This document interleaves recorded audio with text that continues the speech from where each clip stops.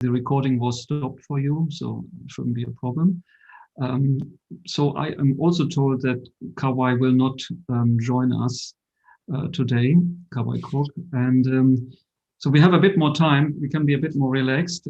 So if there are some burning questions for Guanzong, then we might want to take them now, because I suppose, Guanzong, you won't stay until the end of the workshop because it's too late for you. It's nearly 10 o'clock here in Shanghai. So yeah, I would like to open the floor if there are any quick burning questions that you might have. Yeah, I would like to start with a question. So Professor Yang, thank you very much for the very interesting talk. You mentioned about the 5th generation of surgical robots, which should be smaller, if I recall correctly, flexible and intelligent. Yes, small, agile, and intelligent. Sorry about this. Thank you very much for correcting. I think Professor Arezzo actually said that there is already a robot, I think in Japan, that uses AI for imaging to support the clinicians in their examination, soft tissue examination. So where, apart from AI and imaging processing, where do you see the next big thing happening where I can support surgical robotics? Yeah, so it's a long question, but covers many key elements that everybody is concerned about, both in the surgical community and also technical community. So if you look at the surgery, medicine in general, precision medicine is really what everybody's moving towards, right? The reason is very simple. We are no longer satisfied just being alive, but we are more concerned about quality of life after surgery or intervention. So early detection intervention is really the key, because that with spiraling cost, that late stage intervention is expensive both for the society and for the family. So for small lesions that they tend to be deep-seated, difficult to access, and also you need accuracy. So that's what this smaller size endoluminal intervention is the key, because many cancer, for instance, for breast cancer, that ductal carcinoma start from the milk duct. So if you can actually navigate, deliver locally, all this problem go away. But then immediately raise the next question. When you want to detect early lesions, in practice, it's incredibly difficult even to find it. In imaging, you can have the accuracy of sub-millimeter, but the minute you go to surgery, Alberto is different, and he can find a sub-millimeter lesion with his hands, with eyes closed, but many people cannot. So in surgery, for instance, for lung intervention, nodules less than 5 millimeter that we don't intervene. And the reason is that not because it's not important, because not because small lesions they are benign, because just simply you wouldn't be able to target the lesion. But if you have this navigation of being smart, and then this will solve the problem. And I mentioned this problem, of endoluminal maze, is that for human disorientation and all this thing is a big problem when you deal with this. But for robot, this is something they like the most, right? Something that is dull, repetitive, and also that they can figure out. So that's the second thing why it needs to be intelligent. Then I mentioned about needs to be agile. Agile is really the topic that also include what we are discussing today in RoboSoft. Agile that when you want it to be stiff, you need to be stiff. When you need it to be soft, you need to be soft. And then you need to incorporate all this sensing and all those capabilities and so on. So agile also means that you want to minimize the collateral damage when you reach into the target. This work that this immersion robot is really a great example. It's sliding through, there is no friction, and it's growing from the tip. So those kind of ideas really fit into what I believe is really the next generation robot for those features. So it's a long answer to your very good but heavy question, because you have covered many aspects. Thank you very much. Thanks. Yeah, thanks also from my side. Fantastic. Is it okay if we? Alberto is raising his hand. Yes, please. Caspar, up to you. Do we have a time for a quick question to Guanzong before he leaves, or Yeah, I have two questions in Okay, the chat. That's why I'm asking. Please go. Okay, good. So Rajesh is asking, he's a transplant surgeon who is fascinated with Guanzong's talk. What do you see the main challenge in introducing these devices into surgical practice? So the way I see that is, number one is that, needs to make it to be cost effective. That's number one. I think engineering-wise, we can, I demonstrate that our soft robot, that the continuum robot is to, 100 micron scale, that perhaps it is too small for the current requirement for the surgery, but nevertheless, that from something smaller to bigger is more translatable, that in engineering terms. So it needs to be cost effective. And secondly, that is really, I didn't mention, is the human-robot interaction. By no means what we are doing here is to remove the involvement of the surgeons. The reason is that by incorporating multimodal imaging, by incorporating other biochemical sensing information, you are going to create information overload or cognitive overload to the surgeon. And by having images such as those images I have shown, that PCLE, we now can get 240 frames per second. So you don't want to present all this to the surgeon. So real-time processing, you can digest those information, real-time decision support by summarizing this information to the surgeon and let him to deal with those most critical part, to proceed or not to proceed, where is really the question. So sorry for the pun, but so this is really that to reduce the cognitive overload, and also to let the surgeon to really use their experience to deal with the higher level thing, decision making is really the key. So human-robot interaction or human-robot symbiosis is really the second one, if you want me to mention the two. Thank you very much. I hope it's okay. We just continue with some more questions, but why not Alberto after that as well? So here's Karthik. Do you think soft robotics with continual development will have the accuracy required for microsurgical procedures? So it's about the positioning and the accuracy of it. The answer to that is yes. So, the one thing that with this soft or continual robot is that, as you know, repeatability and also consistency and all these are problems to solve. However, that with this micro actuation scheme and so on, that we are, getting close to having this problem addressed. I'm not saying it's solved. However, the key here is that the ability to incorporating micro scale imaging. Yeah. So in order to have this micron scale accuracy, having a physical sensor sensing, particularly for continuum sensing and so on, that, Caspar, you have this optical sensing and all these things, but this wouldn't provide the accuracy that as yet. However, if you can use micro, scale imaging, that endomicroscopy, then you can use visual servering, i.e. using imaging vision data that to close the loop. And this is entirely possible because every pixel that is about the size of 1 to 2 micron. And by closing loop control, then we can reach those accuracy. And this is exactly what we are doing in the lab in Shanghai. Thank you very much. Very good. If it's okay for you, Guanzong, we allow Alberto also to fire his question. Delighted, yeah. Sorry if I pose it in not technical wording, and I hope it doesn't sound stupid to you engineers, but with the eyes of the surgeon, I think one of the challenges that is quite rarely discussed is how to control such a fantastic technology. Because this has a structure, eye snake structures, and in any case, continuum robot, whatever, do not have the same structure as our arm, with a shoulder, an elbow, and a wrist.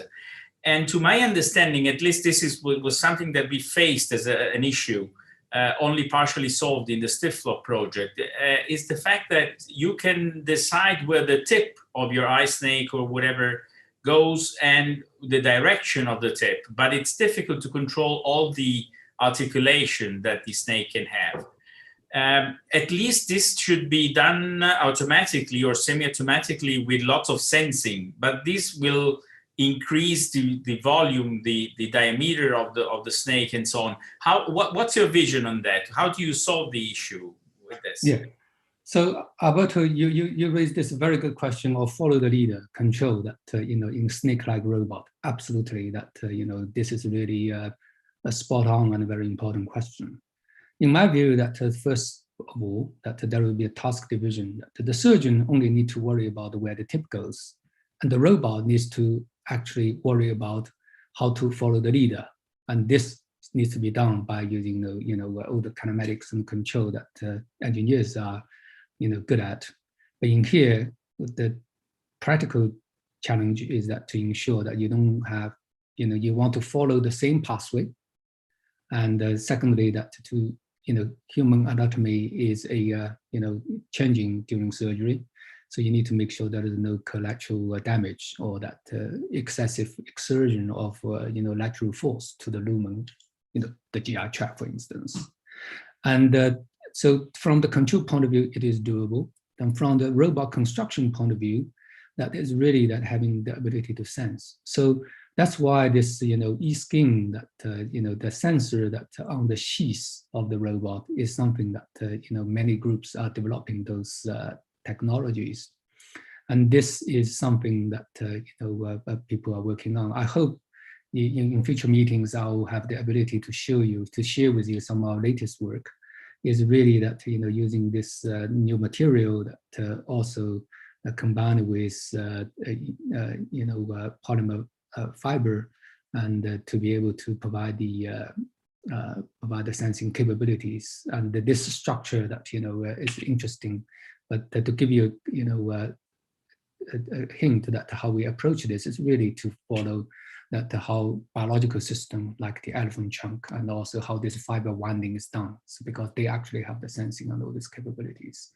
And your question is is really a good one. That how do you ensure that very complex tasks that surgeons need to deal with are done by the robot, and the surgeon is really showing the way. Basically, is commanding the whole operation. That then the robot to cooperate and also do the mundane and also repetitive yet tasks that require dexterity, accuracy, and consistency. Thank you very much. Thank you, Vincent. Yeah, thank you. For answering. So there is one question that from the chat box that saying, whether the 5G, has a very low latency, but there's any issue with disconnections like this 4G and 3G, and is it reliable all the time? And 5G, people have mixed experiences. That if you have dedicated links, that it really live to its expectation. And from my experience, if you have a the receiving and also the transmission side, that they have good 5G connection, and you just feel seamless. But the 5G coverage is not uniform, so this is one of the issue. But what is for certain is 5G has the capacity bandwidth for transmitting high resolution HD images and so on, and you can be used with low latency for controlling a robot. But here is that is really autonomy comes in, because you need to deal with that reckoning that is similar to you driving a car through a tunnel by losing GPS signal, but you still be able to use other sensing information to extrapolate your path. And this is exactly we are doing, and also other people are doing as well. That when you lose such connection, or when you have network jitter, then the system is being able to automatically, safely, that to do whatever they can do, and waiting for the surgeon that to come back online again. So therefore, that with 1 or 2 seconds, sometimes a few second jitter is not going to cause any problem, and as long as the target is known. I think this is really that where autonomy and comes into play. And if we can do that, I think this is really the role of those robots. Those robots that are cost effective and also specialized will see its value in general routine clinical practice. Fantastic. Yeah, thank you very much. So thanks for the brilliant presentation. There are more questions coming now. Next time. But I think we keep them for the discussion for later. But yeah, good that you took the opportunity now to answer some of the questions now, because I suppose you won't be there at the discussion meeting later. But yeah, thank you very much again for Thank you. joining us here and presenting, and stay as long as you can, and hope to see you at some other point, maybe in Shanghai. Thank you. Good, and it's given me now pleasure to move over to Alberto, who was one of our medical experts on STIFLOP, and he will talk about his most recent work. I see that Luigi has his hand up. Luigi, hi, yeah, you put your hand up and switched on your microphone. Now it's off again. Perfect. Okay, all over to Alberto. Quickly to Helge, you're starting the recording again, yeah? Yes, we are back on YouTube, and I hope it's okay, Alberto. Otherwise, yes, of course, no problem. There is nothing that I cannot undisclose. I pre-recorded it so we can make it very quick in 15 minutes, so to be also sure that I am available for some questions at the end. Okay? Up to you. Good morning, ladies and gentlemen, and thank you for the opportunity to present to you my concept about the road ahead for endoluminal intervention. The history of endoluminal and robotic surgery is strictly linked to this man, Gerald Boos, who developed in 1980 transamendoscopic microsurgery for benign and early rectal cancer treatment. He dedicated most of his life to one single clinical problem: sessile and flat polyps. This is still a rare indication because these lesions are detected too late to allow local excision only. Colorectal cancer is rapidly increasing, incidence becoming the first cancer detected in the world every year. To reduce mortality, we need mass screening by colonoscopy in order to detect lesions before they spread cells to other organs. At this stage, a simple polypectomy is curative, avoiding the need for major surgery or radio and chemotherapies. But despite this high risk, in Europe, attendance to screening is sadly very low, below 20% is calculated. And this is surely due to the perception of colonoscopy as a ugly experience. Recent developments are illustrated here: snake-like and continuum robots, reconfigurable and self-assembling robots, magnetically steered robotic capsules, self-propelling robots. All of these have their pros and their cons. With the first robotic capsule prototype already 10 years ago, we could demonstrate that trainees were as effective as experts endoscopists in detecting small polyps. This activity was performed in collaboration with Scuola Superiore Sant'Anna. And convinced of the idea of soft-tethered robotic capsule, Scuola Superiore Sant'Anna with Professor Dario and Gastone Ciuti designed a new capsule with a 3.8 channel to ensure the same operation as standard colonoscopy. Here, the soft and flexible tether of the final prototype is shown. And as you see in a moment, also the channel can be used to advance any kind of tool.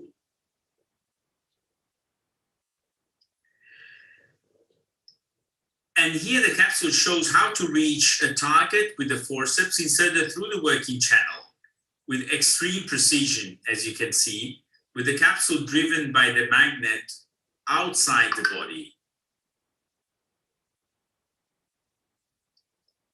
And here the whole system during the final interview meeting of the project from our MITIG lab in Turin.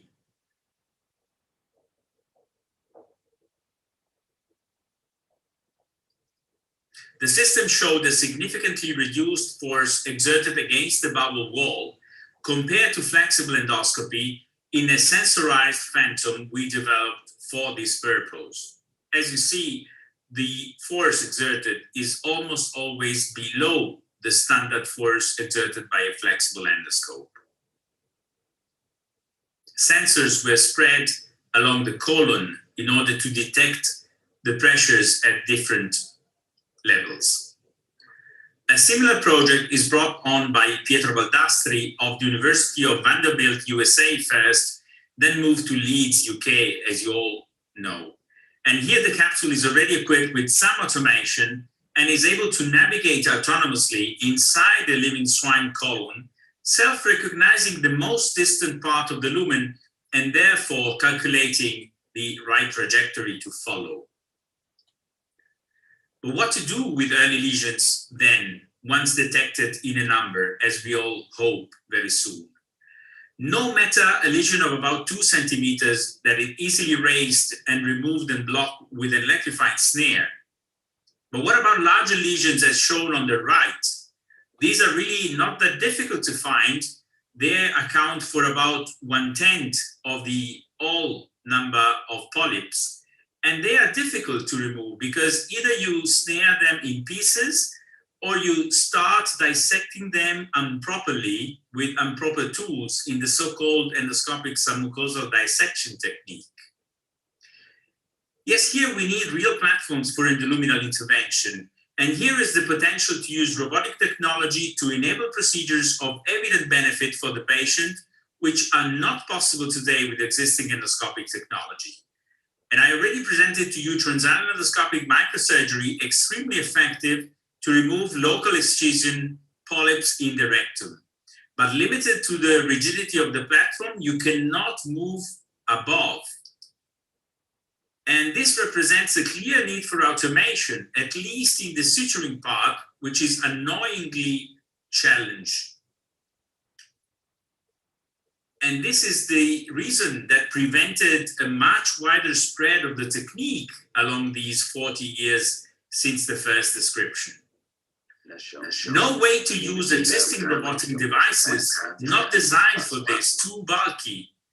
Intuitive prepared a dedicated platform for single-site insertion and called it SP, single port. But this is under development now since years, despite we all know clinical demonstration of its use. The technology seems impressive. We all know this video. We all played with the device presented at Helming Symposium for the first time in Europe already 2 years ago. All the instruments are inserted through one single trocar, and then they flex so to achieve a good triangulation to allow good approach of the target. But the results are a little less exciting, let me say. The system requires some space, not ideal for transanal application, I'm afraid, and in fact, the first results are not that promising, to be honest. Medtronic is also working since years on something similar called Titan. And based on the same technology of standard flexible endoscopes, they produce a tool which is very similar to the Intuitive, but based on standard technology. Again, the principle triangulation is present, only 2 instruments equip the system, and the console is quite basic, I would say, as you see here. There are 2 ways to approach the problem when designing new platforms for flexible endoscopy. One is to have systems compatible with existing scopes. Another one is to design novel multitasking platforms. Here are some samples of platforms compatible with existing scopes. I'm afraid I have to say they are all missing since a while from announcing news. All very promising, but in the end, not really useful in clinical activity when tested. Same, I'm afraid, for the multitasking platforms, although I heard that Endomaster is now entering cadaver labs, but with the same old technology, I'm afraid. Dr. Chiu presented in 2014 already his video with the technology available at that time, and he presented a paper about 1 year ago, 6 months ago, with a new version of the same technology, not very much changed. A little bit more of design has been done. And this appears on gastrointestinal endoscopy, but I could not recognize much improvement from what already shown in these videos of 7 years ago. 15 years ago to design this from the school. Similarly, for this joint venture from Castort, and here presented at our SMIC conference in the States in December, directly from Silvana Berretta, you But see still, the it was robotic pretty system difficult is also to used for have the precision nose at the end procedure, effector going through transvaginal in this 110 case. is mainly used But today one for of the colorectal applications and declared for the transoral EASE procedures. clinical But as you platform can see is here, endoscopic it's really submucosal representing dissection. very well what The we idea is wish always the as same a surgeon. We of wish a triangulation, surgeon we or wish precision, endoscopist at we the wish really console to achieve the same navigate the system location for first our and then to instruments and operate with movements two for our end effectors that you have instruments. when you operate. One, a And that is grasper, very important and on because the if you right have side, triangulation, a if you have the hook right traction, or a even needle, with in a any very case simple electrified. monopolar As cautery you device see, that you work is much in about the distance, I'm a afraid. 2.3 And it is millimeter, true you can that the achieve a images very are fast, much very better than the precise, one very of performing conventional dissection endoscopy for that is ESC that I much, said much before easier is than an absolutely ESD not technique, adequate. which is actually But I extremely cannot see complex to the perform. possibility So to it perform has the potential to microsurgery staying democratize so a technique far that from today the is target. mastered in There is a third system that requires to be mentioned, and this is the K-Flex from Korea. This is equipped with surgical instruments. It has a bendable overtube and is equipped with a different, a variety, of instruments at the tip. The system is still quite primitive. It's still in its prototyping. The flexibility of the system is just unbelievable compared to all the other devices. It can bend in more than one segment, as you see. And of course, it can be used for easy ring transfer tasks in a very intuitive way, as you see. And of course, also to lift several weights in a very convincing way, let me say. It has been tried already in some ENT surgery in swine model with nice results, but still very, very preliminary. We also have a concept here. In 1998, we first conceived the concept of a mini robot compatible with standard endoscopes. This is the picture that we designed at that time. You see the system is conceived as a hood to be placed at the tip of a standard endoscope. It has two miniaturized arms, right and left, and also possibly the possibility to embed a diagnostic tool could be an ultrasound probe or a laser spectroscopy. And this is now patented, and the patent extended to Europe and abroad. And after all, I have always believed that the miniaturization of robotic technology can meet a growing need. And so I created a few years ago this project that I described before. We first took care of identification forces values, designing a dedicated tool to measure different vectors. And we could measure always forces less than 1.5 Newton in lifting and pulling. And here we see it. Then we tried to estimate the maximum diameter and length of the hood to place at the tip of the scope. And we did this first by analyzing the literature and then by in vivo tests. And here you are, the first prototype mounted on a standard Olympus scope, full functioning with three degrees of freedom per each arm. All the engines are in movement here, all the function confirmed. And this is a video demonstrating the functionality of the hood, which is still shaped as a prototype. It has a gripper arm and a cautery arm, as mentioned before. And this is now articulated through master tool manipulators derived from Phantom Omni device.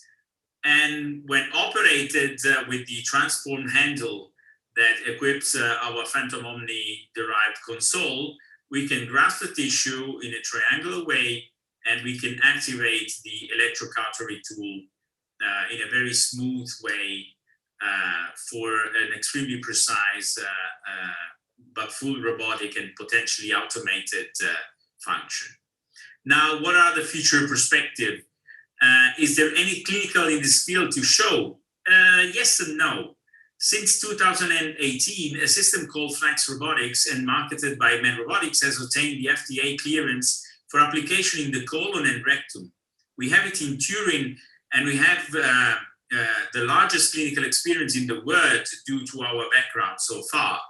A clear peculiarity of the system is that it has a spine bone robot inside, as you have seen, and this allows the system to ignore gravity influence and so to approach the target in a very precise way. And then two non-robotic but simple flexible arms are advanced on the target to operate on that. And we are currently developing the 35 centimeter long system to improve dexterity while reaching above the rectum, but cannot deny that the company now is running economical troubles since a while, and so the development of this device is temporarily stopped. And this is a big pity because initial results were at least promising. This is a demo of a submucosal dissection to compare with, for instance, the Endomaster or the EASE clinical scope from Karlstorff. As you see, this is non-robotic, but as effective, possibly even more effective than what I've shown you before, thanks also to the design of this spatula, which is a monopolar electrified tool that really allows you to stay in the right plane and dissect in the submucosal layer, respecting the muscle layer before, in a very gentle and effective way, I would say, with minor bleeding and respecting the integrity of the rectal wall or the colon wall above. Now, at the end of my lecture, I could not ignore a deep embarrassment inside, because this is not real robotics to me. We need much more. We need good platforms first, and then we need to study how to perform semi-automation and automation. And we are very, very far from this, unfortunately. Let me thank you in public, the two mentors I had the fortune to have and that drove me along all these years, Professor Gues and Professor Marino, I'm pleased to work with now. And a big thank to all the scientists I had the pleasure to work in this field so far. Thank you and enjoy the rest of the conference. Thank you. Thanks a lot, Alberto. Fantastic. And you are sticking to the time so well, so that's very good. Maybe before I'm open to any question, I want to acknowledge even once more two people that are connected here. Arianna Menciassi from Scuola Superiore Sant'Anna, who was actually developing the red concept together with us in the last years, and Tommaso Ranzani, who we all miss a lot now in Boston, who actually was the one who designed the measurement system for understanding that the forces that we need to exert to lift the polyp are below 1.5 Newton. A fantastic job done together at that time. Still have it in mind, as you say.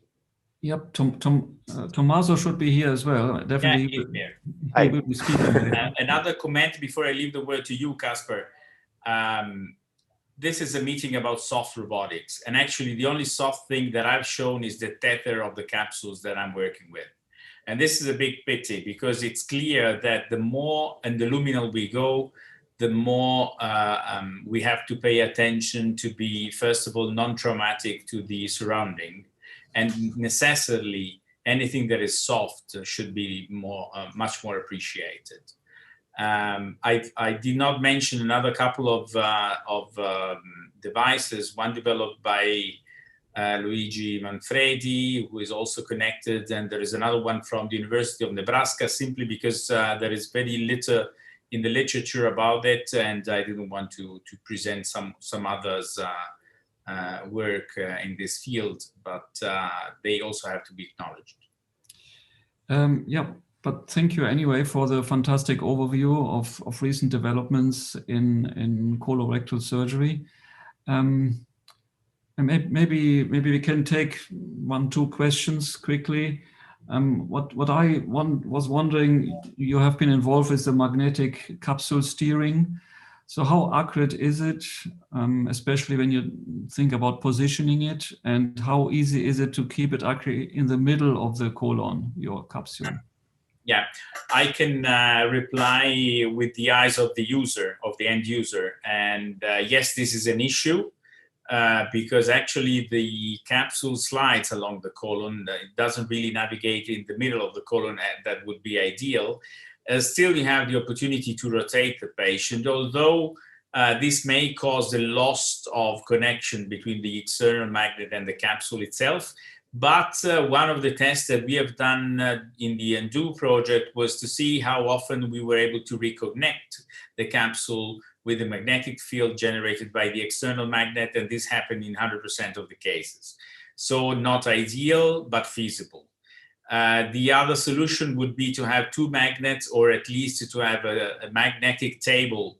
But I think that this would raise really safety issues with two magnets attracting one the other and the body in the middle. So I see this a cons of the technology itself, and I think we have to stay with it as it is. So possible solutions are external balloons to outside the capsule to keep it in the middle, something closer to the concept of the aeroscope that I'm sure you're familiar with. This is a balloon with the capsule in the middle that navigates by pressure behind, so insufflating the colon from behind. And they managed to keep the center of the lumen pretty well. The problem is that if you advance the capsule this way, you can create a delta in the pressure inside the colon. So when you have to keep in mind that you may cause explosion of the cecum this way. So what I would suggest is that we have this not continually, but when needed. So in case you recognize a polyp and you need to position the capsule in a better way, you can inflate a balloon around the capsule to keep better the center. That could be a solution for this technology. Okay, I allow this one question, but very quickly. So Siti Kansaroy asks, what is the main challenge in deploying a soft manipulator versus a continuum manipulator to intraluminal navigation? Not a question for a surgeon, not even for an endoscopist. I can tell you the main challenge is in the choice of material for soft robotics for endoluminal application, in my opinion. So Kaspar showed before some growing robots, let me call it that way, that he is developing since years, like they're doing in the center by Ellison Okamura. But what they show excellent videos outside the body. I'm not sure how those materials are applicable inside the bodies, because you have to have a compromise between elasticity and at the same time also you have to make them strict to a maximum diameter to be sure that you cannot damage the colon. And you have to keep in mind that the colon actually is shaped as how you call it, the time watch, the watch with sand inside that was used in Rome. The hourglass. An hourglass. Because the rectum is very large, 6 to 8 centimeters in diameter. The cecum is very large as well. But the picture I've shown about the anatomy of the colon shows that the sigmoid, which is in just above the rectum, so not even midway to the cecum, is actually 2.5 to 3 centimeters maximum in diameter. Now, to find a fabric or any kind of other material that would be compliant for this, it's really difficult. I perfectly understand the problem from the engineering point of view. And of course, I cannot have solutions for that. We need more work on that. Thank you very much. My understanding is you will be coming back again later for our discussion. So there are more questions coming, and I think these are all very, very important questions and really at the center of what we are doing here, soft robotics. So I think we keep those for later discussion. So thank you very much again, Alberto. And I'll ask now Srish to take the microphone and the screen. All right. Present. Yeah. Hi, Srish. How are you? Hi, how are you? Good, good. Can you see my screen? It's all yours. Yeah, we can see it. Yeah, thank you. Very good. So thank you, Casper, for inviting me to talk in this workshop. It's very interesting. I've been enjoying this very much so far. So we were talking about stiffness and controllable stiffness and the advantage of going from very stiff structures to very soft systems within the body. So my interest is to understand what the body and the brain is doing by moving in this stiffness space to solve dynamic problems to survive in a real-time environment. So the whole computational spectrum ranges from pure hardware computation, for example in the cochlea, right? So you see in the cochlea is a tapered tube of liquid, and then it takes time domain pressure waves and maps them to frequency domain signals. Like, so basically it separates frequency components along the cochlear tube, and the brain takes those information in the frequency domain. So it is mapping real-time computation, doing a real-time computation of mapping time domain signals to frequency domain signals that the brain cannot do that fast, right? Um, and then we have other solutions where the brain conditions the body so that the body can solve problems, right? So this is very kind of quasi-static, and then it depends on the parameters like the viscosity of the liquid in the cochlea, and then if it changes, the whole bandwidth changes. But in this solution, the brain can real time condition the body. For example, if you're riding a bicycle on a bumpy terrain, the the the terrain roughness or the bumpiness is not a relevant information to ride the bicycle, because the brain would like to have a very simplified world to focus on riding the bicycle. So what it does is it delegates the responsibility of disturbance rejection to the body by conditioning the knee joints. For example, you will come off the seat and then kind of ride the bicycle with bent knees, and then this bent knee has a function, computational function. For example, it works like a filter, right? So the brain conditions the thigh muscles co-contraction so that the knee joint is in an optimum angle and at the right stiffness, so that it implements some kind of a bandpass filter so that the brain can just focus on low frequency information of riding the bicycle. And then on the other side, the right hand side, we have very plastic structures, like let's say the cerebellum, and then the primary motor cortex, or somatosensory cortex. All these networks that take error messages and then keep updating synaptic junctions, synaptic strengths, right? So this kind of plasticity allows you to do real-time modeling and then model-based control, right? So it is moving from this level of plasticity to muscle plasticity to very hardware level plasticity that evolve over generations, right? So the real-time computational problem is a mix of a bag of everything, right? So this fascinates me. Um, so one example I can show you is some recent work done by Xingyang Dan, one of my PhD students. So this soft robotic skin is used for orthosis devices, right? So when you have a bone fracture or a wrist injury, and then you have this orthosis device, and then sometimes when you go home, you develop pressure points, and then it is so painful and very distressful to the patient. So what we wanted was to develop a soft robotic skin that is as soft as the skin, and it monitors the pressure points, and then from the hospital you can monitor these pressure point developments and then adjust the pressure even remotely, right? So that is our ambition. So this is done in collaboration with the Suzhou Central Hospital in China. And then the point here is like, so when you have these kind of soft sensors under the skin, sometimes, when you move the hand, there are like stretching shear forces.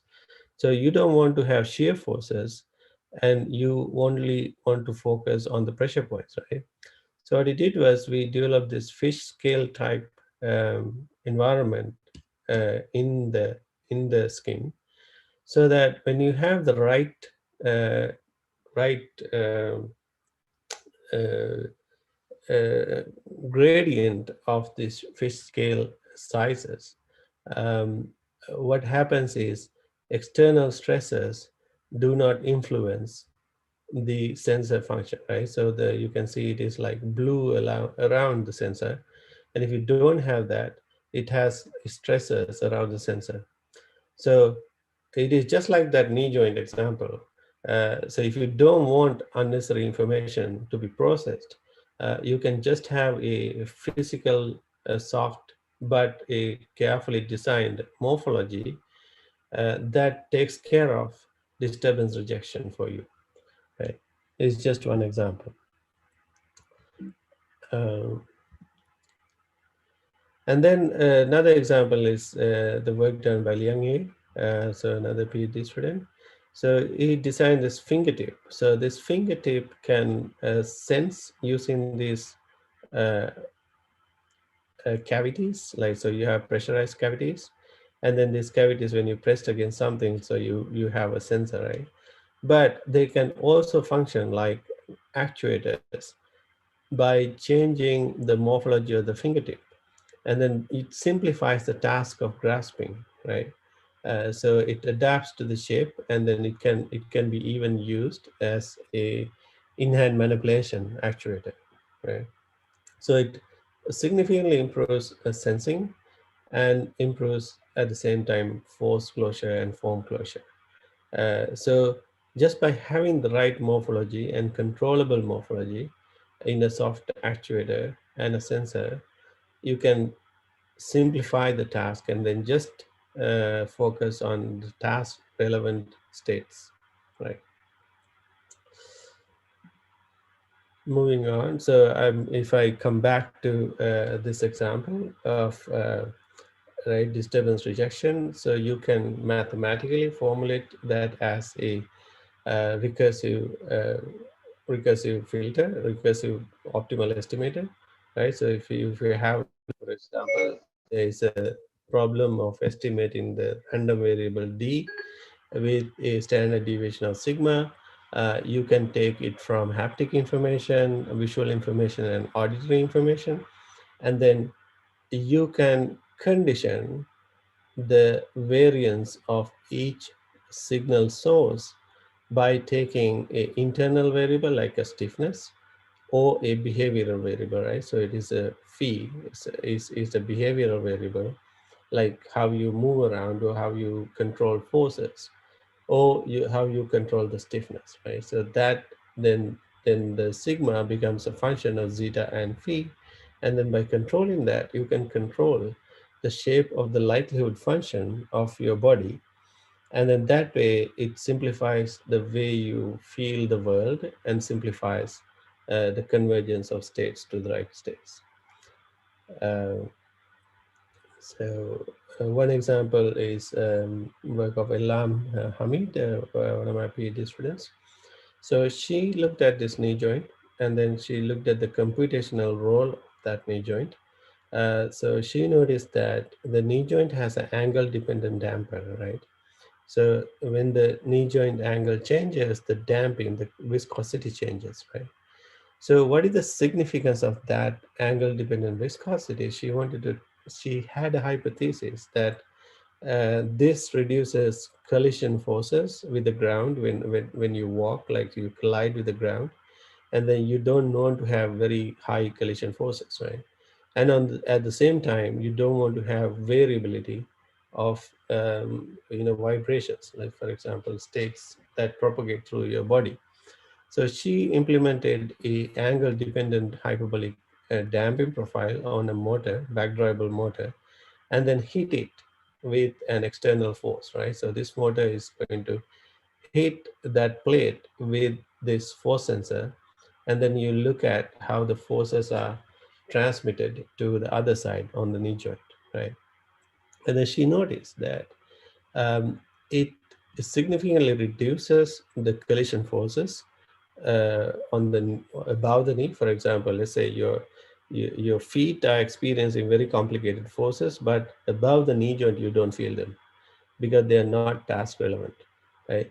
And not only that, it reduces the variance of the forces, right? So it basically works like a contraction region, nonlinear contraction filter that simplifies the world for you, right? So that is, so this is also used in not only in the knee joint, but also other controllable stiffness joints of the body. For example, if you go to a GP, so the GP would examine the body, abdomen, for example, to estimate the internal organ conditions. And then if you carefully look at that, they take a variety of strategies, right? So they do percussion, and they do, palpation with very, very elegant finger control strategies, right? So they control the stiffness of the fingers, sometimes relax them, sometimes stiffen them, and then sometimes shape the, uh, um, uh, change the shape of the fingers, like the configuration of the fingers. And then why do they do all these things? To feel something, right? So our hypothesis is just by controlling all these behaviors of palpation, external and internal. External is like force control and movement control behavior, and internal are the stiffness and shape control of the fingers. They take control over the shape of the livelihood function, and then that helps them to converge to their perception of the internal organ conditions pretty rapidly and without noise, right? So we noticed that by mounting EMG sensors on human participants, and then we just asked them to do a very simple task, right? So the left hand and right hand, the soft two cubes they look the same, they weigh the same, but their stiffness is slightly different. So we asked them, okay, so what is soft, like left or right? And then to distinguish that, they take very rapid co-contraction variation strategies, right? And then the people who do the task right, their muscle co-contraction patterns are different from the people who don't do it right. And then we see very nice mathematical properties in terms of Markov chain and properties. And then the reason is the sensors are part of the actuators, right? So your spindle sensor is part of the muscles, and then your force sensor is part of the tendon, which is connected to the muscle. And then by conditioning your co-contraction, you can take control over the shape of the sensing function, which is the livelihood function. So we independently test this phenomenon, what happens in the doctor's fingers in a robotic finger. If it is true in the doctor's finger, it should be true in a robotic finger. So we do experiments like, so we put a force sensor to represent the tendon organ of your muscle, and then we control the stiffness of the joint by having a very simple carbon fiber rod, which is like basically changing the length of a cantilever, right? So when the cantilever is long, the finger is soft. If it is short, the finger is stiff. And what we see is that exactly what we predicted. Just by controlling the stiffness of that joint, you can change the shape of the livelihood function of that force sensor I mentioned. So if you have the right stiffness, you can have very low entropy. Like, even it doesn't matter how noisy the environment is, your livelihood function filters it in the right shape, right? So this one. So this can be noisy, but this is in the right shape, and your posterior is sharp. And then we show that with just 4 iterations, we converge to the right estimate of the nodule. So Liang developed a robotic liver So it has internal sensors, so with granular jammed material, right? So in STIFLOP, we work with granular jamming structures to stiffen the robot. So here we use granular jamming to extend the linear region of a sensor, right? So if you don't do any granular jamming, the soft membrane is very nonlinear, and the hyperelastic curve kind of curves up very fast. But if you do granular jamming, you can extend the linear region of the neo-Hookean behavior of the sensor. So you make it simpler to learn from the sensor. And then you plant these sensors in the liver. Then the advantage is when you press from outside, the liver knows the force of external force, and then the liver knows where it is pressed. So because it is sensing from several sensors side. And then we take a robot, and then we ask the robot to find some nodules created in the liver. And then we ask it to learn a optimal behavior of palpation, right? And then once it has learned the optimal behavior of palpation to detect these nodules the best way possible, we can use these optimal behaviors to teach trainee physicians, for example. So this is like robot-inspired learning, like reverse learning. So usually what we do is we learn from the human and then transfer it to a robot. But here we get a robot to examine a robot, and then after it has learned the optimal behaviors, we teach the human. So to teach the human, it is not easy, right? So it is not just haptic perception. So they take visual feedback while examining. So they look at the face of the patient, and then they take pain information in the face also as a source of information, right? So, but the facial expressions, the difficulty is like, you know, the same pain expressed in from a white patient or a black patient or Asian patient or you know, female or male, they say different things to the same person. So what we are trying to do now is to have a same robot that can, you know, configure, self-configure itself to different gender and different ethnicities, so that our trainees can get a robust learning experience of patients from different gender and ethnic backgrounds. So what we do is like, so in this case, there's a black person's face, and then when you press on the abdomen, it gives the pain expression, right? And then we get them to learn how to fuse, like do the, basically learn the recursive filter, right? So the recursive estimation and the model, so that they know how to control the internal variables, which is the stiffness of the fingers, and then the behavioral variables, uh, which are your forces and then the way you move your fingers, so that you converge to the real the real value of the random variable by optimally combining the facial expressions and your own haptic perception.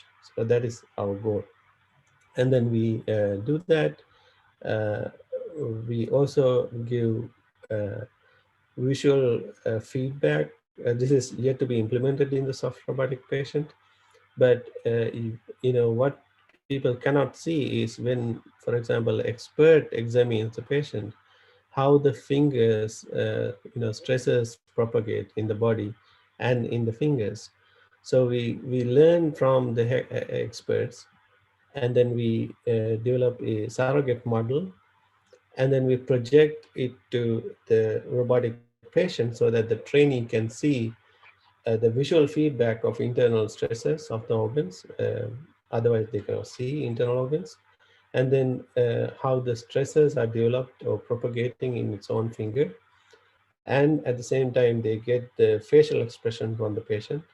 And at the same time, they feel from their own fingers. So we are basically building up an internal model that allows them to control their fingers in the best possible way, to feel internal organs in the most accurate manner. So this is the EPSRC funded RoboPatient project, which is a collaboration with Imperial College. I'm at Imperial College, and Fumia Ida from University of Cambridge, and Professor Simon Lusignan is our medical collaborator at the Radcliffe Hospital at Oxford University. So this is the end of the talk. If you have any questions. Fantastic. Yeah, thank you very much. We are slightly over the time, not your fault because we were slightly late beforehand, but maybe one burning question if anyone wants to. Otherwise, we keep the questions for later. Maybe I'll just shoot one. Yep. So you I mean, fascinating work, and maybe I should also add for everyone. I mean, Thrish was instrumental for StiffFlop. One can even argue he was the one who kind of from whom it originated, because it was his original idea to develop that kind of project. So it's very good to have you here today. Anyway, so I don't know whether I can ask the question in the right way, but you showed us this sensor earlier that had also some kind of actuation capabilities built into the structure. And I'm wondering, are there any design principles, design principles that one can apply to actually get to a sensor like that, or is it still trial and error? Oh, so this is the very important thing is if like having this membrane, and then the membrane we are having positive granular jamming, and so in this particular case we didn't have granular jamming, but in the organ case we had.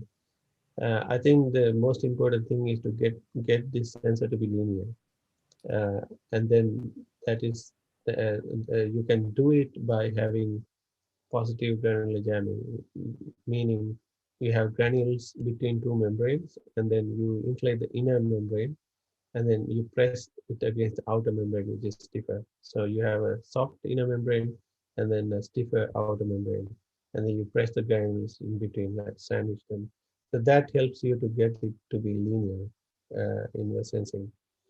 And then having these actuators in the right shape so that you can do force closure is another design criterion. So the two design criteria.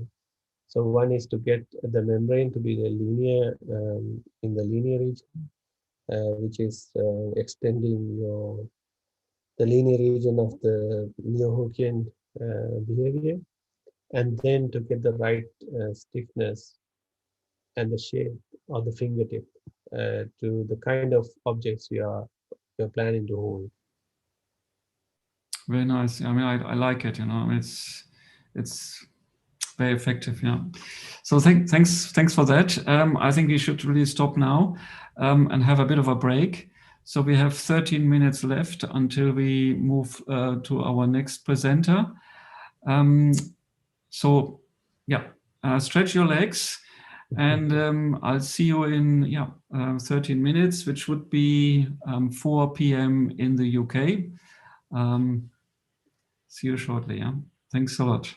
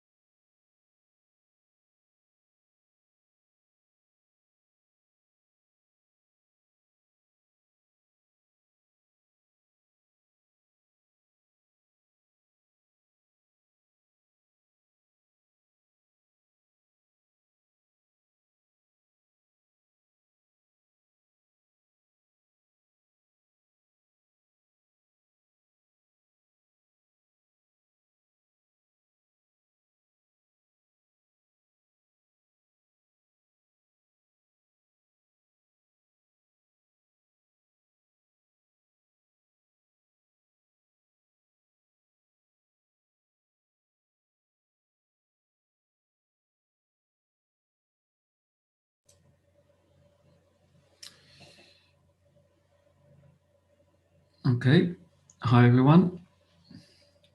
I hope you can hear me. Yes, we can.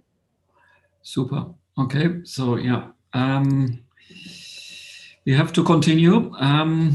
So now we go into the next session of our workshop today. And I mean, we had some flexibility in the first session because one of the speakers was not here, but now we don't have that flexibility anymore. So can I ask the speakers, please, to stick to the 20 minutes, ideally keep it a bit shorter so that we have time for at least a few questions.